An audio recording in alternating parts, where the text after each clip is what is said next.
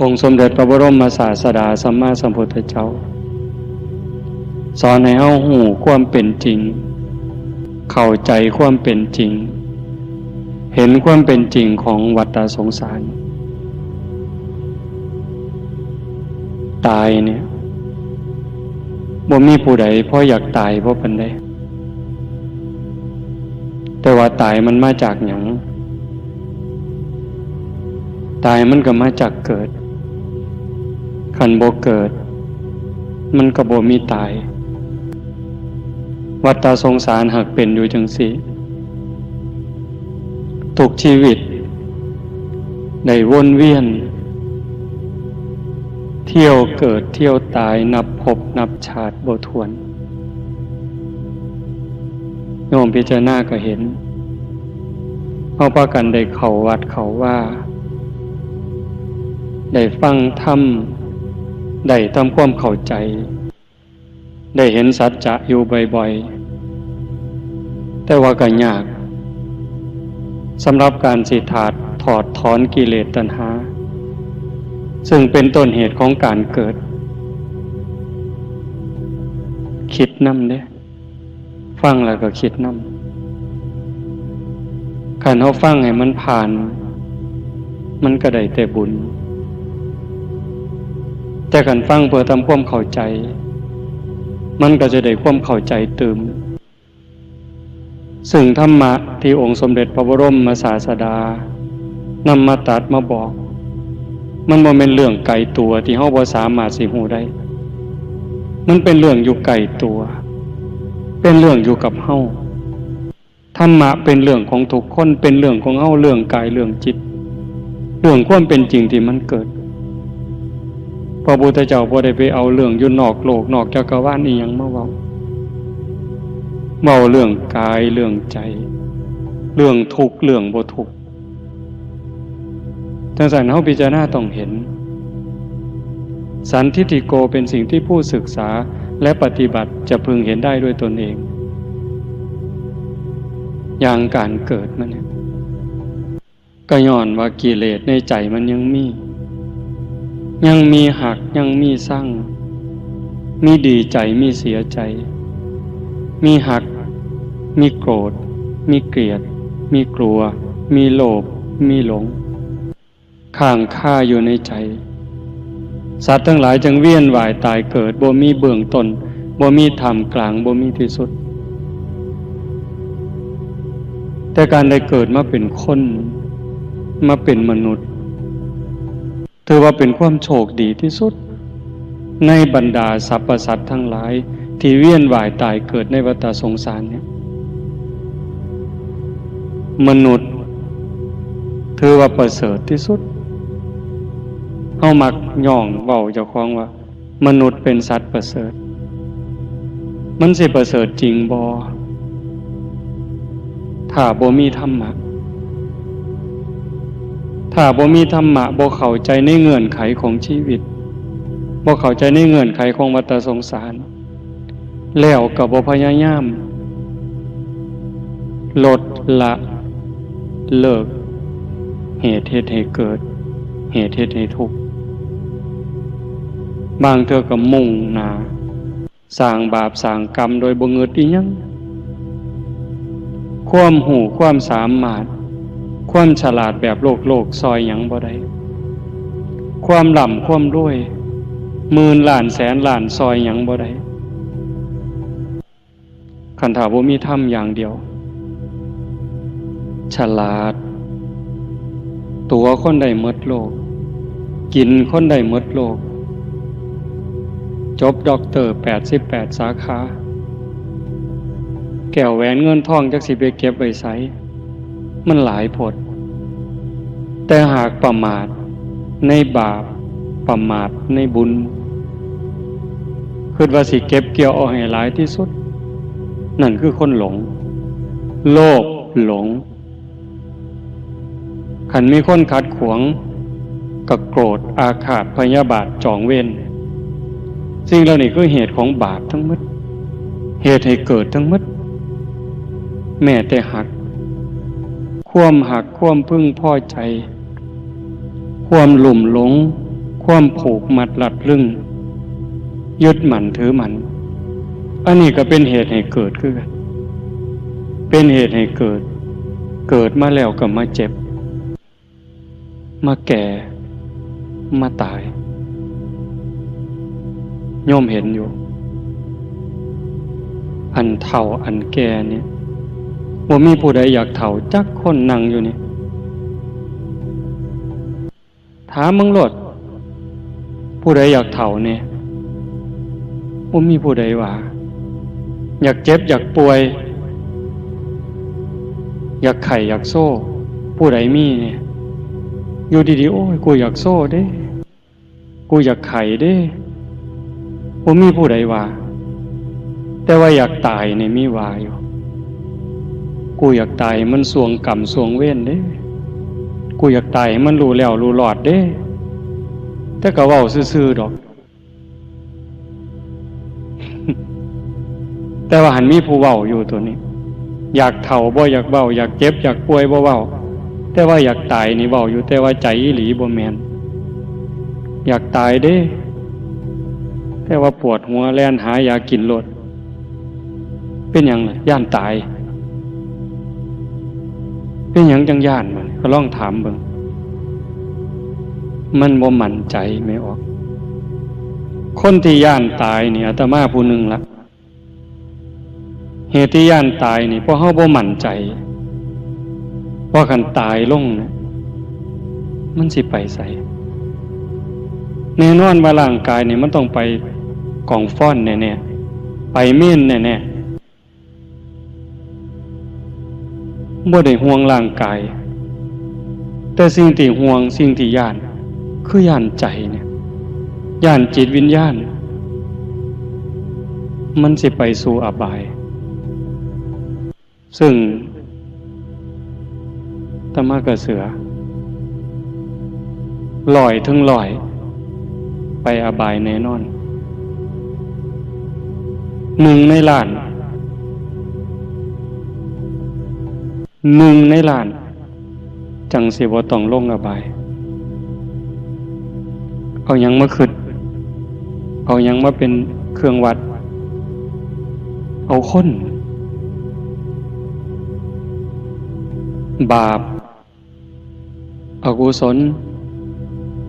ที่ตนเฮ็ดตนสร้างตนทำด้วยกายโดยวาจาโดยใจที่ถึงพร้อมโดยเจตนานั่นล่ะที่ตนเองเฮ็ดไว้ทำไว้เว้าไว้คิดไว้มันสิกลายเป็นมรดกบาปนำพาดวงจิตวิญญาณนั้นลงสู่อบายบ่ต้องเว้าถึงคนอื่นคนไกลนี่ถามโตโยมเองนี่ว่าแต่ละมื้อแต่ละเว้นขนาดเฮาคนเข้าวัดเด้เนี่ยเฮาคนเข้าวัดก็ว่าคนบุญประโทประท่ายแล้วเด้ตื่นขึ้นมาก็นึ่งข้าวใส่บาตรลงวัดจังหันถวายเพลแต่ว่าความคิดที่เป็นบุญเป็นกุศลในมือจากตื่นจนหลับระวังคิดหวังดีต่อคนคิดย่านบาปย่านกรรมคิดหอดคุณงามความดีกับคิดบ่ดีคิดอิจฉาริษยาคิดจองกรรมจองเวรอีหยังหลายกว่ากันโยมตัดสินเจ้าของโลกความปากความเว้าที่เว้าเพื่อปลุกให้คนได้เกิดความดีความงามเว้าให้คนฮักกันแพ่งกันสามัคคีกันเว้าให้คนตั้งมั่นในศีลเป็นอยู่ในธรรมกับเว้าพื้นนินท่าใส่ลายป้ายสีทั้งที่หูว่ามันบ่จริงทั้งที่หูว่ามันบ่แม่นแต่ว่ากูบ่มักหน้ากูก็สิเว้าให้มันเสียหายเสียคนไปเลยอีหยังหลายกว่ากันเอาเฮ้านี่ล่ะผู้เข้าวัดประจำนี่ล่ะผู้ใส่บาตรซุมื้อผู้ไปจังหันซุมื้อนี่เอาการกระทำทางกายล่ะซอยเหลือคนซอยเหลือสัตว์ด้วยความหวังดีด้วยความปรารถนาดีกับการเบียดเบียนข่มเหงจากตื่นจนหลับอีหยังหลายกว่ากันผู้บางคนที่หมั่นใจในตนเอง มีศรัทธามีความเพียรมีความอดทนมีความหมั่นคงในใจมีปัญญาค่อยแยกแยะผิดชั่วถูกผิดบุคคลเหล่านั้นก็จะมั่นใจในบุญในกุศลในคุณงามความดีคนเหล่านี้ก็มีอยู่เว้าพื้นบาปผู้บางคนย่านเลยเด้กันเว้าพื้นพระแม้แต่เว้าถึงในเรื่องคุณงามความดีก็หอดนบมือเว้ากับหมู่นี่เว้าถึงครูบาอาจารย์นบมือจังเว้าพื้นเพิ่นเว้าเรื่องดีแต่มันสิมีจักคนส่วนใหญ่หวยตีตะหมาดเว้าพื้นพระคำว่าเว้าพื้นนี่คือนินทาเด้ใส่ลายป้ายสีบ่แม่นตีตะหมาดอย่างเดียวตั้งเธอเขี่ยวหมากพร้อมเหยียดขาเขี่ยวหมากเว้าพื้นพระหน้าตาเสยเลยลองเบิ่งแล้วมันสิเป็นหยังนี่คือบ่เข้าใจเกิดมาเป็นมนุษย์ถือว่าโชคดีกว่าเทวดาดีกว่าพรหมเพราะมีโอกาสได้สร้างน้ำทำบุญได้มีโอกาสฟังเทศน์ฟังธรรมได้มีโอกาสเดินจงกรมนั่งสมาธิภาวนาแต่ด้วยความหลงด้วยความบ่ฮู้ส่วนหนึ่งก็จากการบ่ได้ยินบ่ได้ฟังตั้งเตือกับฟังมาผิดบ่เข้าใจบ่แจ่มแจ้งบ่ชัดเจนก็เลยหลงถีบหลงแดนแล้วมันมาเกิดเป็นคนอยู่ในโลกมนุษย์มันบ่โดนจักเม็ดโยมคิดดีๆเด้ออย่าเชื่ออาตมาง่ายเด้อเกิดมาอยู่ในโลกนี้หน่อยนิดเดียวอายุคนมายามโลกชั่วข้าวแป๊บเดียวไปโยมพอออกนอนอยู่ในโรงเป็นน้องอาจารย์แถมอายุก็สิจักปีอาจารย์แถม39 ปีนั่นเห็นบ่39 ปีก็หน่อยกว่า40แล้ว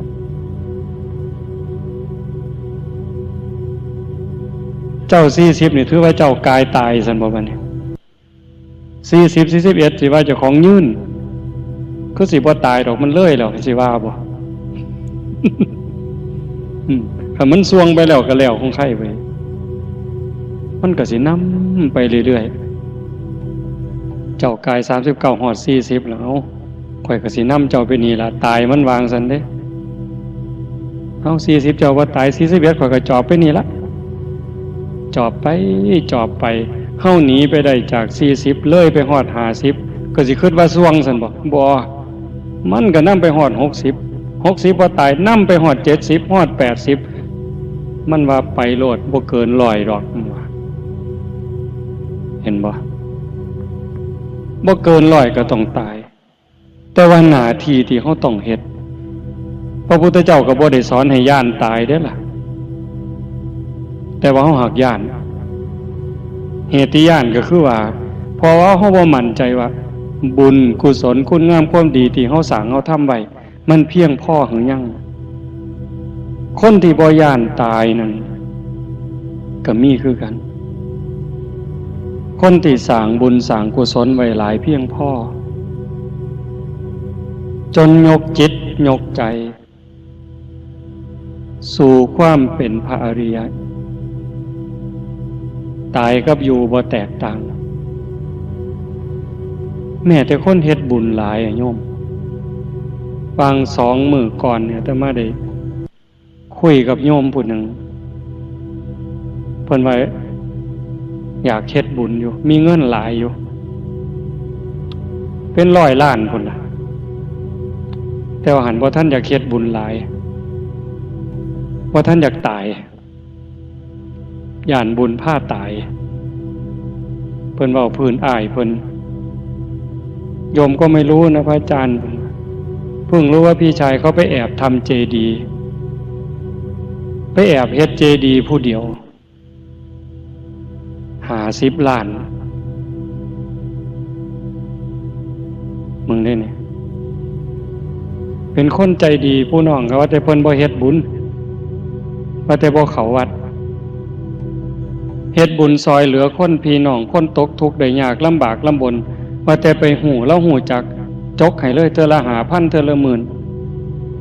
คันเป็นพี่เป็นน้องคนหูจักกันสนิทกันแสน2แสนก็ให้ไปซื่อๆเราก็คิดว่าแต่แม่นเฮ็ดแต่จังซั่นบ่เข้าวัดบ่เข้าว่าเพราะเราบ่ค่อยเห็นไปวัดแล้วเพิ่งหูจัก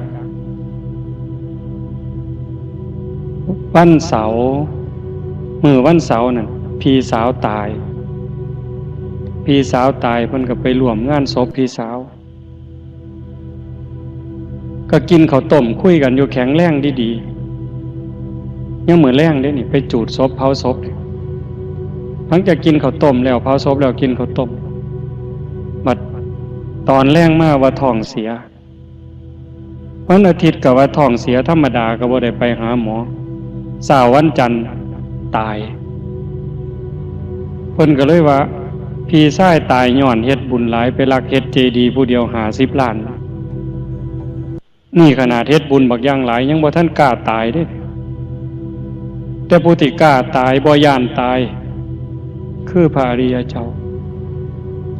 อยู่ไปมือสร้างประโยชน์โปรดโลกไปมือคือกับคนงานเฮ็ดงานรับจ้างเจ้านายไปมือรอเพียงแค่ว่ามันสิค่ำยามใดเลิกยามใดบ่อยากตายบ่อยากอยู่แล้วแต่ฮอดเวลาก็คือไปนั่นคือผู้พร้อมแล้วตัดกิเลสตัณหาความโลภความโกรธความหลงในดวงจิตดวงใจได้เบาบางแต่ว่าเฮาผู้บ่ทันพร้อมเฮาเลยย่านเลยหวาดหวั่นยังหน่อยๆโยมก็เชื่อหลายเติบ 70-80% มันบ่เต็มร้อยก็ตาม 70-80% ที่ญาติโยมเชื่อว่าบาปมันมีจริงบุญมีจริงชาติหน้ามีจริงชาติก่อนมีจริงนรกสวรรค์มีจริงเฮ็ดดีก็ย่อมได้รับผลดีเฮ็ดชั่วก็ย่อมได้รับผลชั่วดีชั่วมันเกิดจากการกระทำของเจ้าของแล้วก็ต้องได้รับผลกรรมนั้นโดยหลีกเลี่ยงบ่ได้ในเมื่อมันเป็นจังสันแต่มาจึงอยากย้ำกับญาติโยมทั้งหลายว่าเฮามาอยู่ในโลกนี่ชั่วคู่ชั่วยามเป็นคือแขกมายามโลกบ่แม่นบ้านที่แท้จริงเฮามีอายุในโลกบ่เกิน100 ปีบ่เกิน100 ปีก็ต้องจากโลกนี้แต่ในเมื่อจากโลกนี้ไปขันไปตกนรกมันก็โดนจนนับบ่ถ้วนโดนจนนับบ่ไหวล้านปีก็ยังน้อยบางเทื่อจนโลกนี้แตกสลายไปยังอยู่ในนรกอยู่เปรตก็บ่แม่นว่าสิใช้เวลาน้อยความทุกข์ความทรมานแม้แต่นาทีหนึ่งมันก็ทุกข์ซ้ำยุงกัดนี่ล่ะซ้ำยุงกัดมันคันมันหนหวยนาที1 2 นาทีเฮาก็อยากหนีให้มันวิดเห็นบ่คันมันร้อนมันเอาสมมุติว่าปิดศาลาเขานี้ปิดพัดลมเขานี้มันสิเอาอากาศบ่ถ่ายเทหันใจบ่อิ่ม5 นาที10 นาทีก็คือกันกับเป็นมื้อเป็นเว้นนั่นคือในที่ทุกข์ที่ทรมานเฮาบ่อยากอยู่นรกหลังตายขันตามตำรับตำราทางคำสอนของศาสนาคือมันถูกแห้งขันนรกกับเวจีกับบ่มีช่องว่างของความร้อนตลอดไฟนรกขันมองโดยตาเปล่าเป็นลอยๆโยชน์ 1,600 กิโลขันเลี้ยวเห็นกระตาบอดได้มันสิแห้งซ้ำได้ถือขันห้อนไฟบ่แม่นสิห้อนคือไฟถ่านห้อนคือไฟขันเฮาเห็น เขาหลอมเหล็กจังซี่แดงตลอดบ่มีข่วนอยู่กลางๆหม่องมันจ้าที่สุดร้อนที่สุดแบบจังซี่เปรตกับความหิวความทรมานคันเฮาหิวข้าวบัดมันหิวอีหลีอีหลอเนี่ยไม่ออกก็สิเคยหิวแล้วเปรตแปลว่าหิวถูกทรมานร่างกายก็แม่นแล้วหิวโหยก็อีกแม่นแล้วมันเป็นจังไดตอนหิวนี่เฮาหิวเพียงแค่หอดย่ามกินบ่ได้กินซื่อๆอันนี้มันหิวเป็นแสนปีล้านปีสิทุกข์ปานใดนั่นคืออบายเด้สัตว์เดรัจฉานเป็นหมาเป็นแมวเป็นกบเป็นเขียดสิว่ามันมีความสุขก็บ่แม่นถึงแม้นคนสิเลี้ยงดีเอาใจใส่คือกำหักหลายกว่าพ่อกว่าแม่ก็ตามผู้ใดเลี้ยงหมาก็สิฮู้อุ้มแล้วอุ้มอีกอาบน้ำให้ผู้บางคนหอมหอดมันแต่มันก็คือหมานะมันก็คือแมวอันละกินดีอยู่ดีปานใดก็บ่ปานคนพระพุทธเจ้าเพิ่นจังให้ย่านอบายภูมิมันสิไปจังซั่นก็ย้อนเจ้าของสร้างบาปสร้างกรรมสร้างเวรด้วยกายด้วยวาจาด้วยใจแต่ขันผู้มีปัญญาไปเจตมาว่ามันเป็นจำนวนหน่อยที่มีโอกาสสิพ้นจากอบายมาสู่มนุษย์ก็ตามไปสู่สุคติโลกสวรรค์ก็ตามหน่อยซ้ำใดหน่อยซ้ำเขางัวเนี่ยงัวตัวหนึ่งมันมีเขาสองเขาพระพุทธเจ้าเพิ่นเว้าดอกคนทั้งหลายในโลกนี้เมื่อลาสิ้นลมหายใจตายจากความเป็นมนุษย์ในชีวิตนี้โอกาสสิไปตกล่วงลงสู่อบายมีนรกเปรตอสุรกายสัตว์เดรัจฉานหลายซ้ำกันกับขนงัวโอกาสสิไปเกิดสุคติมีสวรรค์มีพรหมหน่อยซ้ำกันกับเขางัวเที่ยแต่มาชี้ให้โยมเบิ่งว่าบ่ต้องไปเบิ่งผู้อื่นเบิ่งเฮาผู้ที่เขาวัดเขาว่าให้ท่านทำบุญอยู่เนื่องๆนี่ปานนั้นเฮาก็เผลอเว้าบ่แม่นเผลอคิดบ่ถูกเผลอเฮ็ดบ่แม่นทั้งที่เฮาเชื่อแล้วเด้นี่มีศรัทธาแล้วมีความเชื่อแล้วมีความพยายามอยากเฮ็ดบุญแล้วแต่ปานนั้นกิเลสมันก็ตัวย้อนโลภย้อนอยากได้แนวสิ่งที่มันบ่สมควรอยากได้เฮาก็ยังเฮ็ดแล้วสินับภาษาหยังกับคนบ่เชื่อบัดนี้กับคนบ่เข้าวัดบ่เข้าว่าเอาเงินอย่างเดียวเอารวยอย่างเดียวเอาสนุกสนานอย่างเดียวมันสิไปไสบัดเว้าโพดบ่แม่นเว้าแต่โยมขนาดบวชแล้วเป็นพระเป็นเณรบางเทื่อมันยังแพ้กิเลสเนาะยังเผลอเฮ็ดบาปเฮ็ดกรรมบางเทื่อก็ตั้งใจเฮ็ดโดยบ่ละอายโดยบ่ย้านปานนั้นเด้สินับภาษาหยังบัดกับญาติโยม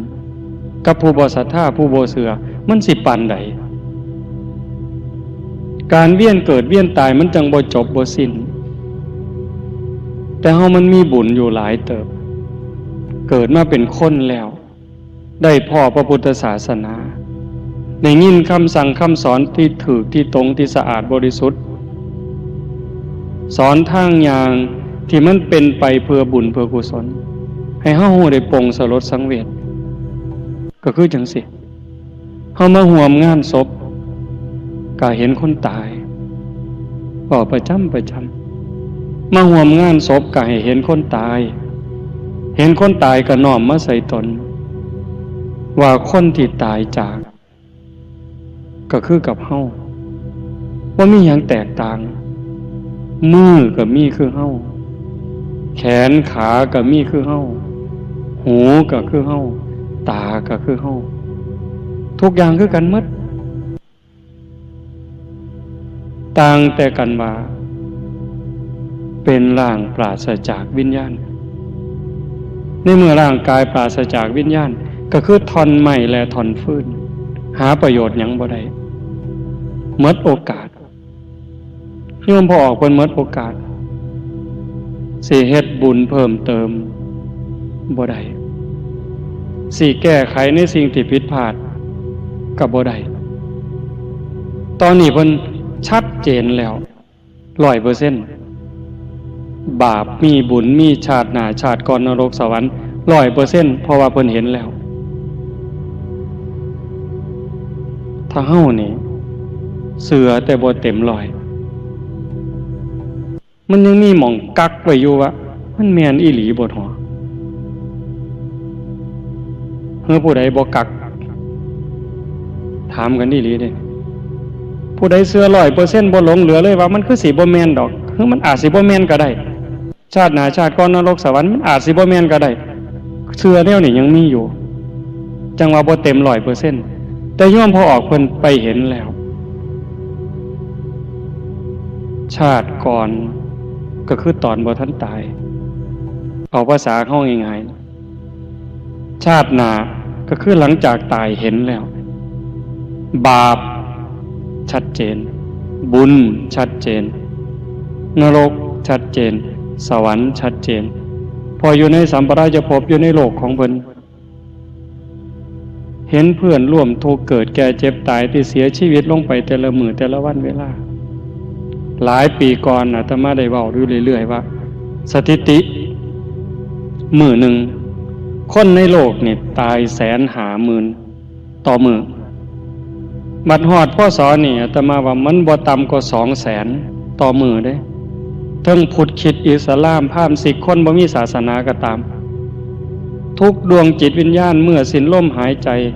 ถูกนำดวงวิญญาณไปสู่ยมโลกทั้งหมดเจ้าสินับถือศาสนาหยังหรือบ่นับถือก็ตามมันไปบนเดียวกันหมดการตัดสินของยมบาลเป็นอันเดียวบรรทัดตรงเป๊ะโยมพอออกเพิ่นก็เห็นสิได้ไปสู่สุคติย้อนบุญอันใดย้อนเฮ็ดอันใด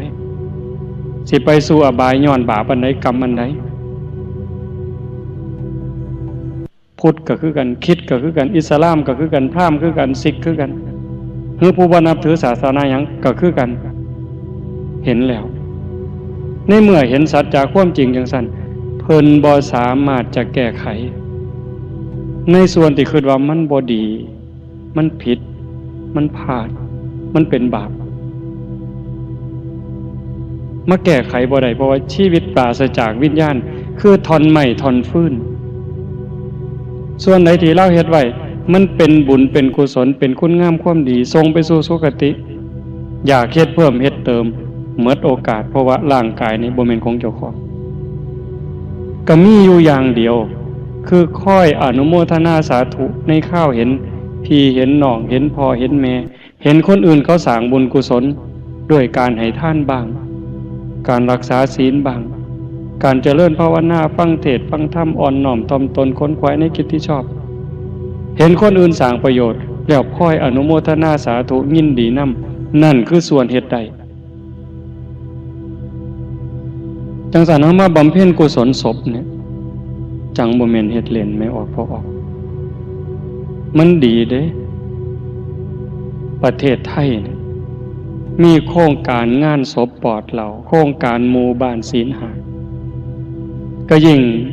เอาศพมาไว้ในวัดจังซี่คิดไปไกลๆคิดฮอดผู้ตายหลายๆคันเฮ็ดอยู่บ้านหม่องชุมชนที่บ่เข้มแข็งเป็นจังได๋งานศพค่าบ้านค่าเรือนค่าหมูค่างัวหยังก็แล้วแต่นี่คือวิถีชีวิตชาวบ้านจนกลายเป็นขนบธรรมเนียมประเพณีต้องเฮ็ดต้องทำจังซั่นฆ่าสัตว์ชีวิตละเอาเหล้าเอาเบียร์เอาสิ่งมึนเมานี่ก็ผิดศีลข้อ5มาใส่อีกละข้อที่1ผิดแล้วข้อที่2ผิดอีกข้อต่อมาอาจจะเป็นอบายมุขเล่นการพนันโศกันเถียงกันโกงกัน อาจสิฆ่าสิแกล้งทะเลาะวิวาทก็ได้เห็นบ่ตรงนี้บ่เป็นประโยชน์สำหรับดวงจิตวิญญาณที่จากไปเลยโยมตามอาตมามาเด้ดังนั้นเพื่ออย่าเสือแต่ตามมาสังเกตการแต่พอมาเฮ็ดอยู่กับวัดจังสิปุ๊บการฆ่าสัตว์ตัดชีวิตหมดศีลข้อหนึ่งบริสุทธิ์แล้วการดื่มเสพเครื่องดองหมอของเมาเหล้ายาบ่มีแล้วศีลข้อห้าบริสุทธิ์ขึ้นมาอีกได้ฟังเทศน์ได้ฟังธรรม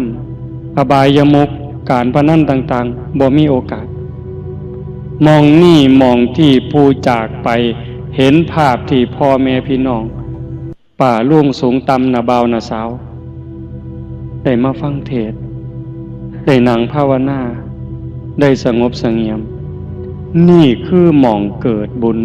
อากับกิริยาที่เป็นบุญเพิ่นสิได้อ่อนซ่อนน้ำบนนี้อนุโมทนานี่แปลว่าอ่อนซ่อนยินดีนำพ่อใจนำภูมิใจนำในเมื่อเพิ่นภูมิใจเพิ่นยินดีเพิ่นอนุโมทนาเพิ่นอ่อนซ่อนปั๊บนั่นเพิ่นได้ทันทีเห็นบ่แม้แต่บ่ถวายปัจจัยอีหยังก็บ่ได้เกี่ยวกันเด้เพียงแค่เห็นพี่เห็นน้องนั่งสงบฟังเทศน์ฟังธรรมด้วยความเคารพแม้นบ่มีเทศน์ก็ตามญาติพี่น้องมาเฝ้าเป็นหมู่ศพพากันนั่งเงียบๆนั่งสมาธิซ้ำนี่ก็หลายหลวงเป็นบุญมหาศาลหลายหลวงยิ่งกว่าเฮ็ดบุญแจกข้าวหมดเป็นแสนเป็นล้านที่จ้างหนังจ้างหมอลำเลี้ยงเหล้าเลี้ยงยาต่อให้หมดเป็น10 ล้านก็บ่ได้บุญหลายสำเฮามาฟังเทศน์มานั่งเงียบๆจังซี่อันนี้แต่มาบ่ได้เว้าเข้าป่าเข้าดงบ่ทั่วทีเว้าเด้ให้พยายามหยุดจังซี่พอออกไม่ออกเฮาเป็นชาวพุทธเด้เฮาประกาศตนว่านับถือพระพุทธศาสนาเด้แล้วที่สำคัญที่สุดบ่มีผู้ใดสิโชคดีบุญหลายปานเฮาเป็นหยังจังว่าเฮาบุญหลายเฮาโชคดีได้เกิดมาเป็นมนุษย์ได้พบพระพุทธศาสนาเกิดในบ้านที่มีวัดมีว่ามีครูบาอาจารย์นำพาในการทำบุญจูงเฮาเข้าสู่ทางแห่งบุญที่ถูก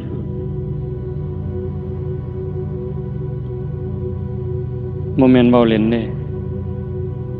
ทั้งเทื่อจูงอยู่แต่มันจูงบ่ถูกสอนบ่ถูก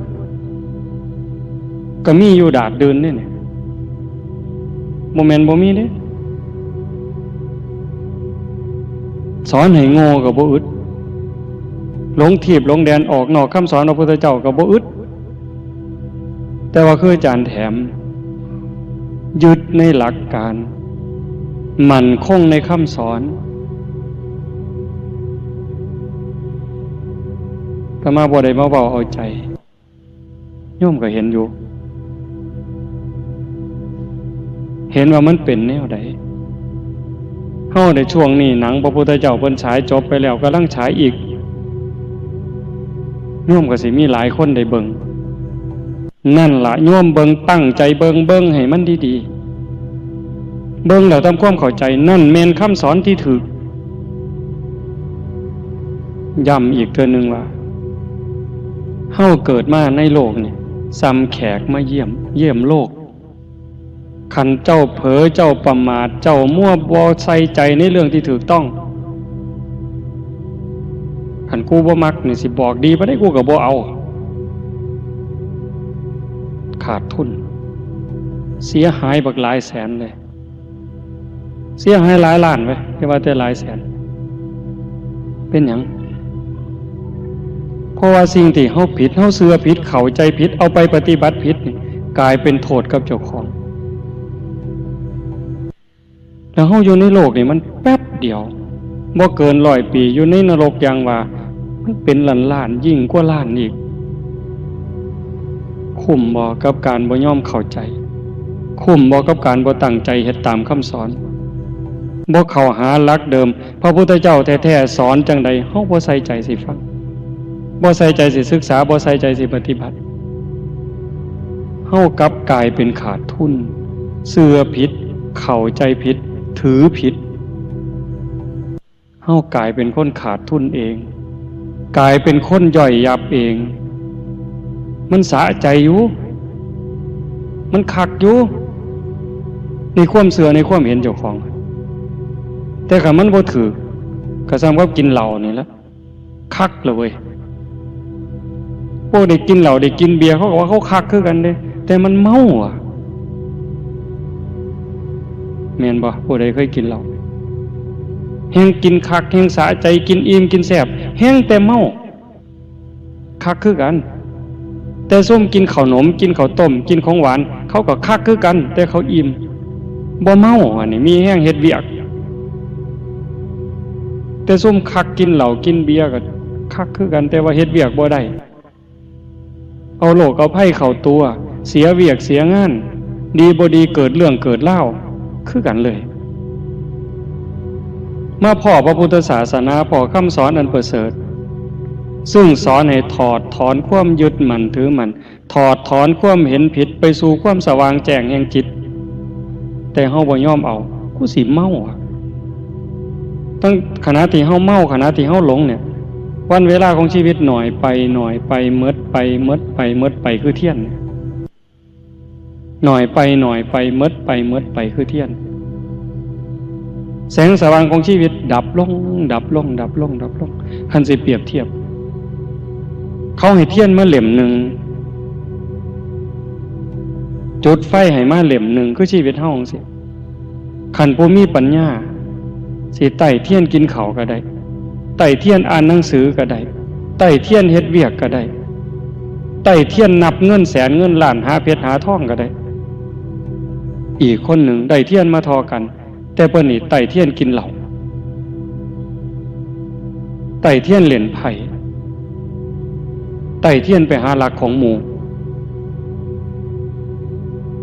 อันใดเกิดประโยชน์อันใดเกิดโทษในชีวิตหนึ่งๆคือกันคำสอนของพระพุทธเจ้าเปรียบดวงประทีปแม่นบ่เอาสวดมนต์ยามเช้า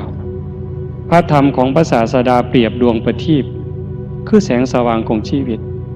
คันเฮาบ่ยอมใส่แสงสว่างนั้นให้มันเกิดประโยชน์ผู้บางคนรับหูรับตาเลยก็เลยบ่ได้ประโยชน์จากชีวิตการเวียนเกิดเวียนตายมันจังจบลงบ่ได้ง่ายๆผู้ที่เห็นโทษเห็นภัยจากการเวียนว่ายตายเกิดจึงละบาปทั้งปวงบำเพ็ญกุศลให้ถึงพร้อมยังบ่ทันแล้วยังบ่ทันจบคำสอนของพระพุทธศาสนาจริงๆจึงบอกว่าชำระจิตของตนให้ขาวรอบฝึกปล่อยฝึกวางทำความเข้าใจให้มันชัดเจนแล้วก็ว่างซะคำว่าว่างนี่บ่แม่นบ่หัวซ่าอีหยังเลยต้องยืนอยู่บนพื้นฐานของความถูกต้องขันปล่อยว่างพระพุทธเจ้าก็บ่สอนคนเฮ็ดผิดเพิ่นก็หายเฮ็ดบ่ถูกเพิ่นก็จมคือกันลงโทษพร้อมลงโทษควรที่ควรลงโทษหายคนที่ควรหายยกย่องคนที่ควรยกย่องเห็นบ่แต่ว่าถึงสิหายถึงสิเว้าให้เจ็บอกเจ็บใจอย่างภาวะกะลิเพิ่นไล่หนีเลยแต่นั่นแฝงด้วยความเมตตาอ่านเหตุอ่านผลแล้วว่าเว้าจังซี่เขาจะปรับใจจังซั่นหลายเหลี่ยมอยู่ในการสอนคนแม่ออกสอนลูกผู้ที่ฉลาดสอนลังเทื่อหายลังเทื่อตีลังเทื่อย่องจังซี่คือกันจังซั่นชีวิตเนี่ยเฮาได้มาเนี่ยมันดีกว่าเทวดาแล้วแต่ความเป็นคนเนี่ยประเสริฐกว่าเทวดาแต่ว่าเฮาสิใส่สิ่งประเสริฐนี่ให้มันได้ของดีกับเจ้าของบ่คันใส่บ่เป็นหมดเวลาไปซ้ำกันมื้อนี้จากตื่นมาจนฮอดปานนี้โยมก็หมดเวลาทอกันกับอาตมานี่เด้หมดทอกันแต่ผู้บางคนมื้อนี้ไปเฮ็ดหยังแหน่ ผู้บางคนไปเฮ็ดบุญผู้บางคนไปหาเงินผู้บางคนไปหาเหรียญผู้บางคนไปสร้างบาปซ้ำหมดไปคือกันบาปบุญเป็นสมบัติติดตามจากโลกนี้ไปสู่โลกหน้าบาปตามเผาตามพรานเฮ็ดให้เกิดทุกข์เกิดเดือดร้อนแต่บุญตามอุปถัมภ์ค้ำสู้เป็นหยังย่ำหลายแท้เพราะว่าเฮาเป็นตะรู้ตนแม่นคิดดีๆเลยคิดให้มันละเอียดชีวิตนี้เฮาเกิดมาใส่กรรมเกิดมาสร้างกรรมเกิดมาผู้เดียวตายไปผู้เดียวกบเขียดมันก็เกิดมาใส่กรรมคือกันมดแม่งก็เกิดมาใส่กรรมขี่ขันขากก็เกิดมาใส่กรรมหมาขี่เหื่อนก็เกิดมาใส่กรรมชาตินี้เฮาว่าเฮาดีกว่าเขาอยู่ประเสริฐกว่าเขาอยู่เป็นคนเป็นมนุษย์นอนก็ดีกว่าเขากินก็ดีกว่าเขาอยู่ก็ดีกว่าเขาแต่มันบ่แน่มันสิอยู่ดีกินดีมีเงินเป็นหมื่นล้านแสนล้านอย่างว่ามีความเฉลียวฉลาดซ้ำได้ก็ตามแต่ขันประมาทในคุณงามความดีประมาทในหลักธรรมคำสอนเมื่อสิ้นลมหายใจตายลงไปจากชีวิตนี้ชาติต่อไปที่เกิดมาใหม่อาจสิสู่หมาขี่เหื่อนบ่ได้ได้บัดเป็นหยังอย่าเสือได้ให้ไม่ออกตามมาพิจารณาดีๆหมาขี่เหื่อนเขาเกิดมาเป็นหมาก็ย้อนเกิดมาใส่กรรมได้เป็นขี่เหื่อนนั่นก็คือใส่กรรมเก่าเขาอาจจะเป็นชาติสุดท้ายที่เกิดเป็นสัตว์เดรัจฉานใส่บาปใส่กรรมที่มันหนักๆตายลงจากชีวิตนี้จากหมาขี่เหื่อนอาจจะไปเกิดเป็นเทวดาก็ได้เมื่อเวลาจากสวงสวรรค์อาจสิกลับมาเกิดเป็นคนที่ผู้งามผู้ฉลาดผู้รวยก็ได้แต่เฮาที่เกิดมาเป็นคนงามเป็นคนมีเงินในชาติปัจจุบันหากบ่มีศีลบ่มีธรรมบ่เชื่อบ่มั่นใจในคำสอนพระพุทธเจ้าประมาทดูถูกดูหมิ่นดูแค่นี้มีความเห็นผิดตื่มเข้าไปอีกตายลงปั๊บอาจสิลงนรกบัดหมาขี่เหื่อนขึ้นสวรรค์คนงามลงนรกไม่ใหญ่บ่ได้เว้าเล่นเด้คิดตองด้วยเหตุผลนะหมดเวลาจากนรกใส่บาปใส่กรรมหมดแล้วยังเศษมันเกิดมาเป็นคนพิการตั้งแต่เกิดทุกข์อีกต่างหากพิการอีกต่างหากนี่คือวัฏฏะสงสารแต่มันก็บ่สายบัดนี้บ่สายย้อนหยังย้อนชีวิตเฮายังมื้อนี้เฮามีชีวิตกายกับใจยังทำงานร่วมกันยังประสานกันอยู่เฮ็ดดีก็ยังทันเฮ็ดถูกก็ยังทันคันหูจักปล่อยหูจักว่างสามารถสินำพาตนเองไปสู่ความเป็นพระอริยเจ้าได้บ่ทันสายเด้นี่พระพุทธองค์เพิ่นบอกว่าตราบใดหากพุทธบริษัทยังเป็นอยู่โดยชอบโลกนี้ก็จะไม่ว่างจากพระอรหันต์ธรรมะเป็นอากาลิโกพระพุทธเจ้าบ่เคยได้ตรัสว่าศาสนาพุทธสิมีอายุ 5,000 ปีบ่เคยเว้าได้แต่ว่าตราบใดหากพุทธบริษัทยังเป็นอยู่โดยชอบยังเดินตามอริยมรรคมีองค์ 8โลกนี้ก็สิบ่ว่างจากพระอรหันต์คันเฮาเฮ็ดถูกห้องโยมสิสังเกตเห็นครูบาอาจารย์คือกันพอออกไม่ออกคือกันผู้ที่ฟังธรรมเข้าใจเวลาเฮาน้อมจิตเดินตามอริยมรรคมีองค์ 8เข้าห้องปั๊บเนี่ยโยมสิเห็นความโล่ง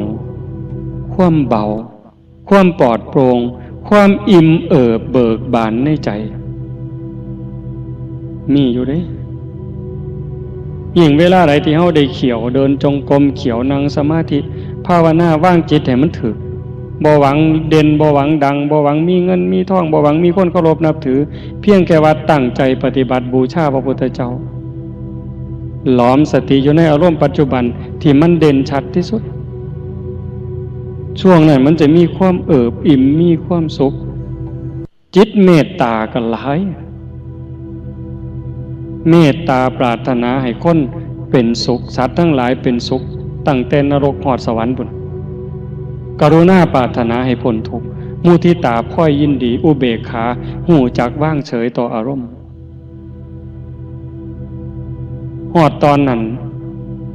เวลาสิเสพอารมณ์นั้นมันก็วิเศษหลายมันมีอยู่แต่ต้องเป็นผู้ศึกษาผู้ปฏิบัติผู้ตั้งใจผู้หู้เรื่องจังสิเห็นเนี่ยจังซั่นน่ะต้องจะบอกว่ามันบ่ทันสายไม่ออกพอออกแม่นเฮาสิเฒ่าแล้วหากลมหายใจสุดท้ายยังบ่ทันมาถึงนี่มีโอกาสยิ่งฟังธรรมปฏิบัติแล้วหูจักปล่อยจักว่างแม้กระทั่งนอนอยู่หม่องสิตายก็สามารถพัฒนาไปสู่ความหลุดไปได้พ้นไปได้จากการเวียนว่ายตายเกิดงานศพนี่จึงเป็นงานที่ดีที่สุดงานศพนี่เป็นงานที่ดีที่สุดบ่มีผู้ใดอยากพบอยากพอแต่ก็บ่มีผู้ใดหนีได้ในเมื่อมันหนีบ่พ้นก็ต้องทำความเข้าใจกับมันหันหน้าสู่ทำความเข้าใจให้แจ่มแจ้งชัดเจนตามเท่าที่เฮาสิเฮ็ดได้สิพิจารณาเห็นในเมื่อมันเห็นแจ่มแจ้งชัดเจนแล้วหูจักละหูจักทำความเข้าใจนั่นล่ะเป็นโอกาสศึกษาเพราะว่างานตายงานศพนี่มันเป็นความจริงเป็นสัจจะคนจนก็คือกันคนรวยก็คือกันคนโง่ก็คือกันคนฉลาดก็คือกันคนขอทานจนหอดพระราชามหากษัตริย์คือกันหมดเกิดคือกันแก่คือกันเจ็บคือกันตายคือกันต่างกันมองที่ว่าผู้ใดได้หยังบ่ต้องมาอ้างกันดอกในโลกนี้ผู้ใดรวยผู้ใดถูกผู้ใดขี้ร้ายผู้ใดงามผู้ใดโง่ผู้ใดฉลาดสรุปรวบยอดบัดลมหายใจขาดปัดพุ่นได้หยังตอนนั้นเด้ลมหายใจขาดปั๊บได้หยังจากโลกนี้ซองของกันย่ำนั่นมันดอกแสนล้านหมดกรรมสิทธิ์ไม่ออกพอออกกับหูได้แสนล้านหมดกรรมสิทธิ์ทันทีสร้างเฮือนไว้ใหญ่สร้างหมดแสนล้านหมื่นล้านใจขาดปั๊บบ่แม่นของเจ้าแล้วที่ดินหมื่นไร่แสนไร่ใจขาดปั๊บกับบ่แม่นของเจ้าแล้วผัวกับบ่แม่นเมียกับบ่แม่นลูกกับบ่แม่นสมบัติพระสถานก็บ่แม่นเห็นอยู่ย่อมก็เห็นอยู่นี่คือความจริงพระพุทธเจ้าเพิ่นจังสอนสิ่งที่เฮาฮู้จักสิ่งที่เฮาเข้าใจนี่ล่ะแต่เฮาเผลอเฮาลืมเฮาหลงเพิ่นจังชี้แล้วชี้อีกย้ำแล้วย้ำอีกอย่าสว่าตั้งแต่ดินดอนตอนหญ้าที่อยู่ทั้งนอกเลยแม้แต่ของในร่างกายที่เฮาประคบประงมป้อนข้าวป้อนน้ำขัดสีฉวีวันดูแลรักษายาบำรุงเท่าใดเฮาหามาเอาอยู่บ่ล่ะบ่อยู่หามว่าอย่างอกเด้อหัวก็บ่ฟังอย่าโลนเด้อแขวก็บ่ฟังอย่าตึงเด้อหูก็บ่สนใจอย่าฝ่ายอย่าฟังเด้อตาบ่งึดอย่าเหี่ยวเด้อหนังบ่ฟังเสียงนั่นคือเขาไปตามหน้าที่ของเขาเสื่อมไปโดยลำดับหมดไปโดยลำดับสิ้นไปโดยลำดับชีวิตเป็นของไม่ยั่งยืนความตายเป็นของยั่งยืนชีวิตเป็นของไม่เที่ยงความตายเป็นของเที่ยงเฮาบ่เที่ยงบัดนี้เป็นไงแม่นพระพุทธเจ้าบ่เว้ามันก็แม่นเฮานี่บ่เที่ยงแต่ความตายเฮานี่มันเที่ยงชีวิตไม่ยั่งยืนความตายเป็นของยั่งยืนหนีบ่พ้นเพราะนี่คือธรรมดาในเมื่อมันเป็นจังซั่นก็คือต้องหันหน้าสู่ทำความศึกษาทำความเข้าใจอยู่ในโลกนี่เฮ็ดจังได๋สิบ่ทุกข์อยู่ในโลกนี่จังได๋จังสิบ่เดือดร้อนอยู่ในโลกนี่เฮ็ดจังได๋จังสิบ่เติมบาปเติมกรรมลงในจิตวิญญาณในชีวิต แต่ว่าเฮ็ดจังได๋สิเพิ่มบุญเพิ่มกุศลเพิ่มความเข้าใจเพิ่มความปลอดโปร่งให้กับชีวิตเนี่ยงานศพนี่จึงว่าเป็นงานแห่งสัจจะเป็นงานในความจริงให้เฮาได้เห็นมองทะลุเข้าไปมองทะลุโลกเข้าไปเห็นคนตายเห็นคนตายก็มองผ่านคนตายสะท้อนมาใส่เจ้าของเฮามันอยู่ได้มันยังปากได้กินได้ไปได้มาได้ย้อนลมหายใจยังมีอยู่คันลมหายใจหยุดหมดสภาพเข้าไปบ่ออกมาก็จบออกมาบ่เข้าไปก็จบมีหยังที่เฮาสิไปบังคับมันได้หมอสิซอยบันไดซอยออกซิเจนบ่ปั๊มหัวใจบ่ก็ปั๊มไปหันแล้วก็หลายๆคนว่าจริงๆคนนั้นตายแล้วแต่ว่าที่หายใจนี่คือเครื่องมันพาหายใจก็สิอยู่ไปอีกโดนปานใดจักมื้อนึงก็ต้องถอดคือเก่ามื้อนี้เฮายังไปได้มาได้ยังหายใจได้เองคิดได้เองอันใดดีอันใดชั่วอันใดผิดอันใดถูกอันใดเป็นบุญเป็นบาปโยมก็เลือกเฮ็ดเอาไปเลือกเกิดบ่แม่นไว้ได้เลือกเกิดบ่ได้เลือกเกิดได้เกิดหลังตายไปจากชีวิตนี้ก็เลือกได้อยากเกิดดีก็ต้องสร้างบุญอยากรวยให้ทานอยากงามให้รักษาศีลอยากฉลาดให้เจริญภาวนาฟังเทศน์ฟังธรรมอยากโง่ก็หันหลังให้ศีลให้ธรรมไปอยากเกิดในปัจจุบันอยากเกิดเป็นคนดีบ่เดี๋ยวนี้คันไม่ออกอยากเกิดเป็นคนดีพอออกอยากเกิดเป็นคนดีก็คิดให้มันดีที่ละคิดเรื่องดีเว้าในเรื่องที่มันดีมันงามเฮ็ดทำอะไรในเรื่องที่มันถูกต้องดีงามเจ้าก็เป็นคนดีเท่านั้นคิดบ่ถูกเว้าบ่ถูกเฮ็ดบ่ถูกคิดบ่ดีเว้าบ่ดีทำบ่ดีกลายเป็นคนบ่ดีเลย